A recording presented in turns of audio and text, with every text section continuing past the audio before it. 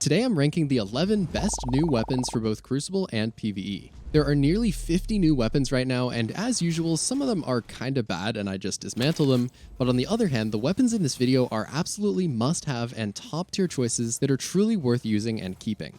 I'll explain exactly why these weapons are so powerful, what perks are best, and I'll sometimes make a recommendation when a weapon pairs really well with a certain build, subclass, or exotic armor piece. Some of these new perks and combinations have powerful interactions that we have never seen before. I also want to note that this video isn't about the 11 most popular weapons, but rather it focuses on 11 that I believe to be the most powerful. Many of my rankings actually contradict the list of most used weapons, so you might be surprised by some of my placements as we work our way through the video. Before we get into it though, this video is sponsored by Raid Shadow Legends, everyone's favorite turn-based mobile RPG.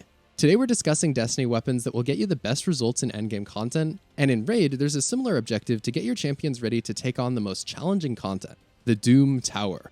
This is basically the raid in Raid Shadow Legends, and it has some seriously difficult levels that only the most powerful champions can master. Once you get to the hardest floors, you're going to need champions with high resistance and the ability to remove the nasty debuffs that drain your turn meter. Raid has a lot of intricate mechanics and features, but one of my favorites is autoplay. If you're doing an easier activity, you can just make your champions attack automatically while you do something else like grind for these new Destiny weapons. It's a great time to get started in Raid, and you can use my QR code on screen or link in the description to get unique bonuses worth about $30, including the Epic Champion Tyrell, 200k silver, 1 energy refill, XP boost, and Ancient Shard. The rewards will be waiting for you here, and big thanks to Raid for sponsoring today's video. Starting off with the worst and working our way up to the best, at number 11 I put the Osteostriga. If you don't have this weapon right now, don't worry because it will probably become freely available to everyone in the near future. I'm a huge fan of this weapon's unique aesthetic and functions, but it has some notable strengths and weaknesses that tend to make people either love it or hate it. Its main PvP strength is the generous projectile tracking that will give you free headshots when you probably should be missing. If you aim for the stomach or off to the side while at mid-range, the sentient projectiles will course correct and curve really hard towards the head. It has pretty good range, and as you get further away, the projectiles will have more time to curve even more aggressively towards the head. The unfortunate trade-off is that the projectile velocity makes trading in PvP very common because it's easy to die while the projectiles are still traveling to the target. The lack of hit scan damage is a really noticeable downside, and it gives a skilled opponent plenty of time to react, and in practice, the time to kill feels painfully slow unless you're at point-blank range. However, if you strategically fire off just enough bullets to get the kill and then dip into cover, it can still be pretty effective. This is all true in PvE as well, but the main strengths for PvE are the decent single target damage and the large AoE poison explosions that make quick work of big groups of enemies. It also auto-reloads the magazine and gives extra reload and stability with the catalyst, and overall it's a very fun weapon to use in PvE. It also has a great interaction with the Necrotic Grip Warlock exotic that will cause chain reaction poison explosions to deal with huge groups of enemies. I think this is a really unique option, but due to the slow projectile speed and the fact that it's exotic, I've chosen to place it at number 11. Coming in at number 10, I put two bows, Fel Taradiddle and Under Your Skin. These weapons can both roll with an extremely interesting perk combination: Archer's Tempo and Successful Warm-Up. Since Archer's Tempo will increase the draw speed after precision hits, and Successful Warm-Up increases the draw speed after a final blow, stacking the two lets these bows fire absurdly fast. After you get the buffs, these bows draw about as fast as the Hush Bow did, and that one was specifically designed for the task, and of course these don't require any weird hip-fire headshots. Just look at this speed, it feels almost like using a scout rifle.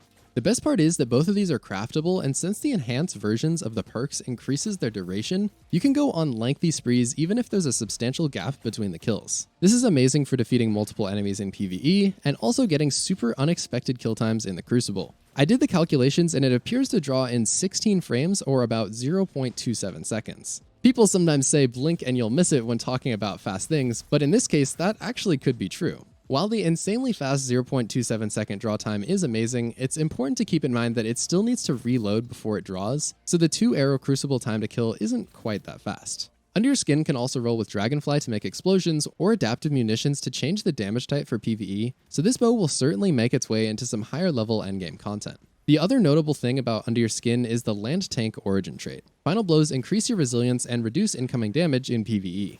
The Psychohack origin trait of the Fel Taradiddle decreases enemy damage output, so both of these bows get the combination of drawing unbelievably fast and also providing increased survivability from origin traits. So ultimately that's why I think these bows deserve a spot on the list. While we're on the topic of Successful Warm-Up, Snorri FR5 is next, and it can also roll with this really fun perk. It isn't craftable, so it can't get access to the enhanced version, but it still has really good stats and an overall strong selection of perks for PvP. I absolutely love the 17 zoom scope on this fusion, and it's very good at consistently mapping people from well over 20 meters. If you get the insanely powerful combination of firmly planted to increase its stability and then successful warm up to make it charge fast, you can easily go on huge sprees in PvP or PvE. Firmly planted is far and away the best consistency perk for fusion rifles, so stacking that with the faster successful warm up charge time is such a deadly combination. Heating up is another fantastic option here since it will activate alongside successful warm up after a final blow. On the other hand, if you want to go for a completely different setup, you could use Compulsive Reloader to get faster reload speeds, and then spam Reservoir Burst to deal 25% bonus damage and make big explosions. This is especially powerful in PvE, and also since the Snorri has access to the Omelon Fluid Dynamics origin trait, that will also further increase the reload speed to insane levels. Other than the fact that it is void, the Snorri is in direct competition with the Plug 1 and the main ingredient, so it's not exactly filling a gap in the meta. However, it does have better base stats in nearly every category compared to those competitors, so personally I'd take a perfect Snorri over a perfect main ingredient. Especially after the tap the trigger nerf of main ingredient, my personal preference would be successful warm-up over tap the trigger, but your preference here really comes down to whether you want to optimize for single kills or optimize for multiple opponents. I put the Peace of Mind Rapid Fire Pulse Rifle at number 8 because it has some really exceptional perks and stats that make it really stand out in the current meta. Beginning with stats, it has 19 zoom, which is a notable improvement over other competitors like the Darkest Before. Even though the Darkest Before has a higher range stat, the Peace of Mind will actually have several meters more effective range due to the zoom value.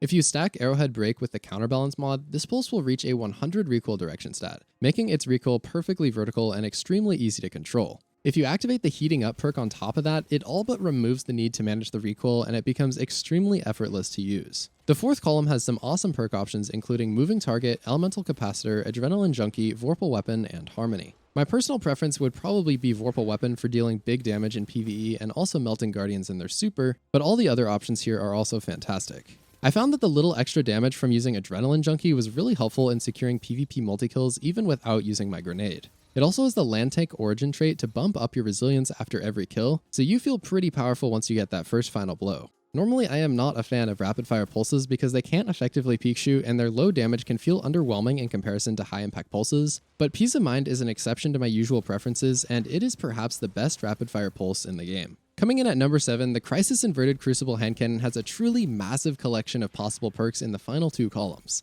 This is both good and bad because while it is possible to get the good perks, the chance of you getting exactly what you want is extraordinarily low. Fortunately, the overall perk pool is decent and it seems to drop very often at the end of Crucible games, so if you play any Crucible at all, your chances of getting at least a decent roll are pretty high. This weapon has some great stability boosting perks in the 3rd column, including Heating Up, Under Pressure, and Rapid Hit. Considering that this weapon has a kinda weird recoil direction of 92, I find that these stability perks go a long way towards improving the feel of this weapon, but ultimately the best move here is to get the recoil direction to 100 by using Arrowhead Break, Chambered Compensator, or Extended Barrel. The final column has elite perks like Rangefinder and Opening Shot that can really push out the effective range pretty far, but not quite as far as another hand cannon that I ranked higher on this list. It also has a choice of 2 origin traits: Omelon Fluid Dynamics to increase the stability and reload on the top half of the mag, or 1 Quiet Moment to increase the reload speed while out of combat. My preference here is Omelon Fluid Dynamics because I prioritize stability over reload, and honestly the reload speed bonus from 1 Quiet Moment doesn't really matter because you're out of combat anyway.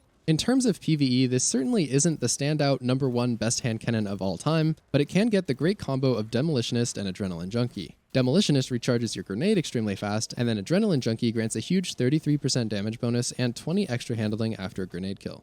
For number 6, I put 2 SMGs, the Funnel Web and the Submission.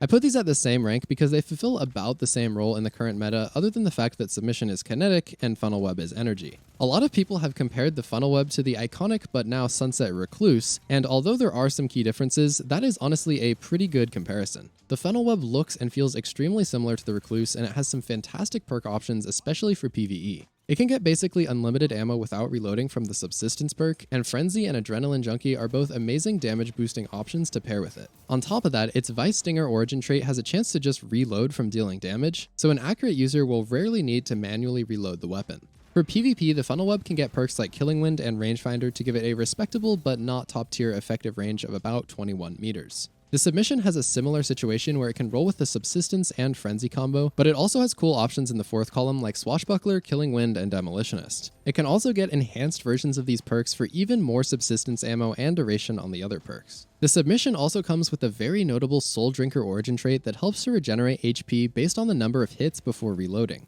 This is most important for PvE, but if you can avoid reloading by using Subsistence, you can get a whole lot of hits and then finally reload to get a huge chunk of HP when you need it the most. This can easily save your life if you're able to get enough hits in before reloading. I've heard a few people saying that Submission is better than Multi-Mock for PvP, but I have to strongly disagree here. Even if you get a max range roll with the Adept version of Submission and use the Adept range, the low zoom value still makes it far inferior to the Multi-Mock from a PvP perspective. In an ideal scenario with the perfect rolls on both guns, the Multi-Mock has an entire 5 meters of effective range over the Submission at all times. If you get multiple kills with Submission and activate Killing Wind and Encore, it can get marginally more range than Multi-Mock, but that bonus only lasts for a few seconds and it will be vastly inferior at all other times. With all of that said though, both of these SMGs are cracked in PvE and they're still very solid Crucible choices if you don't have a good Multi-Mock roll, especially now that Multi-Mock is no longer obtainable. Number 5 is the Throne World Likely Suspect Fusion Rifle. I'll just go ahead and say this now.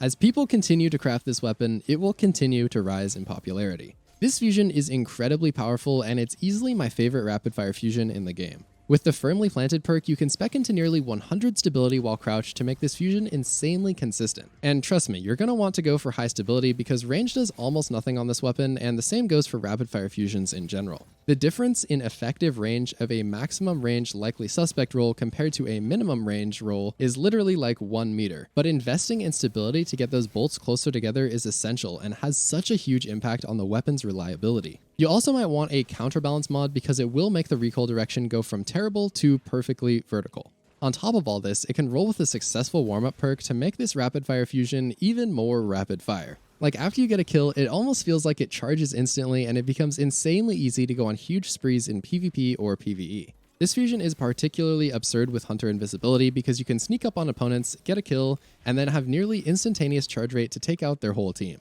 I felt unstoppable while using this in Control, and the faster charge rate just demolished other fusions that tried to challenge me. I also got a super fun perk combination for PvE that is hilariously effective at clearing huge groups of enemies. It can roll with both 1 for all and stats for all, so after hitting 3 targets it will get a long period of massively increased damage, stability, handling, range, and reload speed. I'm a huge fan of this weapon's aesthetic, and overall it feels extremely powerful to use. I put the Insidious Pulse Rifle at number 4 because, well, it fires in bursts of 4, so of course I felt obligated to rank it in the number 4 spot. For real though, this aggressive pulse has so much going for it, and I think a lot of you guys might be sleeping on it. Keep in mind that aggressive pulses are not the same thing as high impact pulses, even though both of them can 2-burst with extremely fast time to kills. Insidious is basically the blast furnace of the modern era, and as True Vanguard put it, it feels like an absolute unit when you're walking around with it. Since this pulse really is the new blast furnace, except better, I guarantee you'll like it if you liked that gun back in the day. It has some amazing perk options and it can easily reach up to 100 on the range bar and deal full damage up to an incredibly long effective range of 41.5 meters. The best PvP options in the third column are Rapid Hit and Heating Up, though I much prefer Rapid Hit. Simply landing your shots will crank up the stability to insane levels, and with the right rapid hit roll, you can easily reach 100 range, 100 stability, and 100 reload speed simultaneously.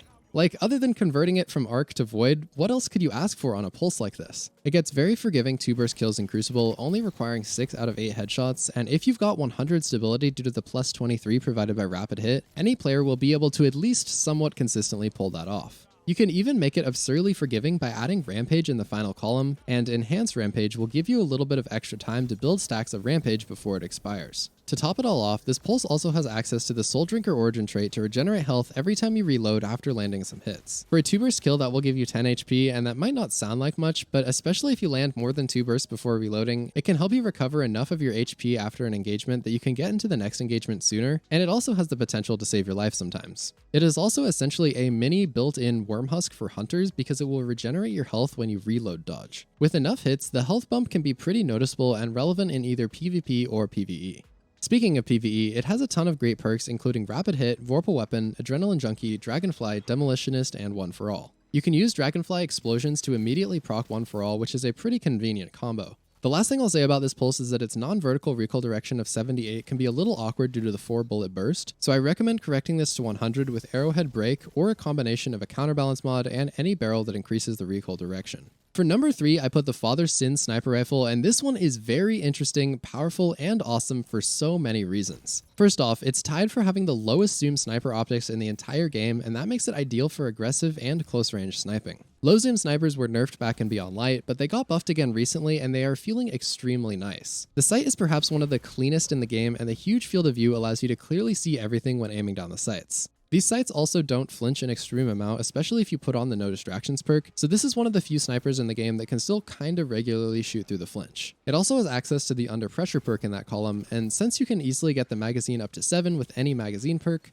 Under Pressure will almost always be active. It provides between 25 and 50% increased accuracy based on how little ammo is left in the magazine, and of course for a sniper, accuracy is very valuable. The final column includes the classic snapshot perk that is the go-to for most people, myself included. With the enhanced snapshot version, it becomes even better and gets bonus stability, which is nice, but it isn't going to really make a huge difference. Some people may also consider going for opening shot instead of snapshot. Among other things, opening shot provides 20 aim assist and 20 range on every opening shot, and those stats are incredibly important for snipers and especially snipers of this type. Range is essential for making the sniper remain sticky at longer ranges, and the bonus aim assist pumps this weapon all the way up to 98 aim assist, assuming that you have on a targeting adjuster mod. Most of the time, snapshot is the community favorite, but in this case, this sniper can reach a base handling stat of 92, so it will aim down sights fairly fast even without snapshot. I see a fair amount of misinformation floating around where people seem to think that 100 handling is equal to snapshot, but it certainly isn't. If you can get over the slightly slower aim down sight speed though, an under pressure and opening shot roll on this sniper is an extremely strong choice. Coming in at number 2, we have the Cantata 57 hand cannon, and oh my, this has one of the most insane PvP perk combinations of any hand cannon in Destiny 2. It can get Eye of the Storm in the 3rd column, a perk that linearly increases in value as your health gets lower. This makes your weapon more accurate and provides bonus handling, and since your health will be decreasing in any fair duel, this is amazing for any type of competitive Crucible. It can also roll with Heating Up and Rapid Hit for extra stability, and as I mentioned when talking about the Insidious, these are both quite powerful if you want to bump up the stability. The final column includes the S-tier rangefinder and opening shot perks. With rangefinder, the Cantata reaches the same effective range as a perfectly rolled palindrome, but the adept version of the palindrome can push about half a meter or so beyond that due to the mods. The Cantata also comes with Suros Synergy, an origin trait that adds handling and reduces flinch after a reload. My friend Pattycakes did a test on the flinch reduction, and it definitely appears to be a noticeable benefit. Even though the Cantata does have extremely good perk options, some people may still prefer the palindrome due to its higher stability stat. Since palindrome has higher base stability and access to ricochet rounds, a good roll on a palindrome could easily have between 15 to 25 more stability than a good roll on a Cantata, and that will make a relevant difference for players on all input devices. With that said, Cantata's incredible perk options make it stand out as one of the best Witch Queen PvP weapons, and it will likely remain towards the top of the meta for months or even years to come. It doesn't have anything to make it a meta-defining weapon in PvE, but it's certainly a solid option with perks like Rapid Hit and Timed Payload. I also think that Arc weapons like Cantata and Insidious are poised to really thrive in Arc 3.0 PvE, so we'll have to see how their power evolves over time. Before we cover the number 1 best weapon, the following weapons are honorable mentions that didn't quite make the cut. First up, the Palmyra B is perhaps the best PvE rocket in the game due to it being the only one to roll with tracking, enhanced auto-loading, and enhanced explosive light. However, it's just a pretty regular rocket for PvP purposes, and since this video is measuring performance in both PvP and PvE, I put it as an honorable mention instead of ranking it. Next up, the Thoughtless Sniper Rifle actually has some pretty good perks and decent stats, but it's incredibly chonky and it has a problem that really annoys me. When you're strafing, the reticle sways quite a bit, and this can totally throw off your aim, especially on distant targets. Since I run max mobility on a hunter and strafe quite a lot while sniping, any sniper that has this problem I consider to be unusable for PvP. Next up, the Forbearance Waveform Raid Grenade Launcher is pretty cracked for both PvP and PvE. It can get Ambitious Assassin to load more than one grenade into the magazine at once, and then chain reaction to create huge explosions from the kills. Waveform grenade launchers are kinda easy mode for PvP, because you just aim at the ground in the general direction of the target and then finish them off with your primary.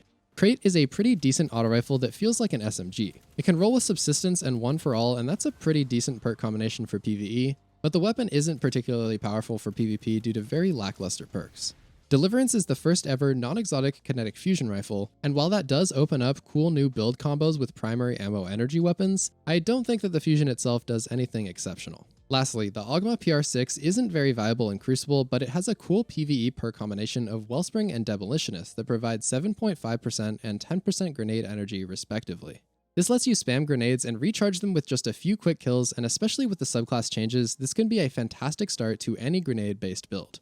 Even though it's not entirely new, I ranked the recently reissued Nightfall Sniper Silicon Neuroma and Silicon Neuroma Adept in the #1 spot because it can roll with Snapshot and Opening Shot at the same time, and this is the perfect PvP perk combination and almost no other sniper has it. It can also get triple tap and firing line for PvE DPS, and it can benefit from the Adept Big Ones mod. Speaking of Adept mods, the Adept targeting can bump the aim assist up to 57 or 77 if you count Opening Shot, and this is exceptionally high for a high impact sniper. With a relatively low zoom value of 43, it feels quite similar to the Beloved's 40 zoom, and I mean, just look at the clips. It's amazing for close range sniping where people least expect it, and as I mentioned earlier, low zoom snipers just got buffed. It will one-shot any super, it can one-shot to the body with a damage buff, and its only real weakness is its low stability that makes follow-up shots a little bit more difficult. If you want to use the Silicon Neuroma or any of these other weapons to their maximum potential in PvP, you're going to need the most optimal build. That's why I created this video on your screen, and it shows how to make the most insane hunter build for PvP. I highly recommend watching that video right now, and please consider subscribing to help me reach my goal of 100k.